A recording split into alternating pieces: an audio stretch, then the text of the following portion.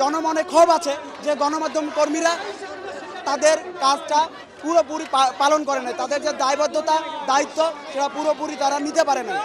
এক্ষেত্রে আমি সারা বাংলাদেশের মানুষকে বলতে চাই, তাদের ওপর একটা রেস্ট্রিকশন ছিল, তাদের ওপর প্রেশার ছিল, এজন্যে গণমাধ্যম কাজ করতে পারে নাই ফ্রিলি। এখন আমি গণমাধ্যম কর্মীদেরকে অনুরোধ করব, আপনারা সকল ধরনের প্রেশারকে মোকাবেলা করে আপনাদের যে দায়িত্ব, দেশের প্রতি যে আপনাদের দায়বদ্ধতা, সেটাকে জাতির সামনে তুলে ধরবেন এবং আপনারা যে সবসময় সত্যের পক্ষে ছিলেন, সত্যের পক্ষে ছিলেন, ন্যায়ের পক্ষে ছিলেন, এই আপনাদের যে সত্যের পক্ষে থাকা, ন্যায়ের পক্ষে থাকা, এটা সবসময় অটুট রাখবেন ইনশাল্লাহ। আমাদের যে 15ই জুলাইয়ের আন্দোলনটা, আমরা চট্টগ্রামে যে কর্মসূচিটা পালন করেছিলাম, সেখানে পুলিশি হামলা হয়।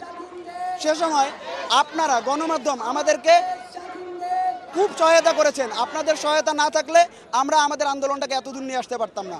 আপনাদেরকে জানিয়ে রাখতে চাই, আমাদের যে খানতালাত মাহমুদকে পুলিশ যে সময় আক্রমণ করে, সেই সময় আমাদের সকল গণমাধ্যম লাইভ টেলিকাস্ট করেছে।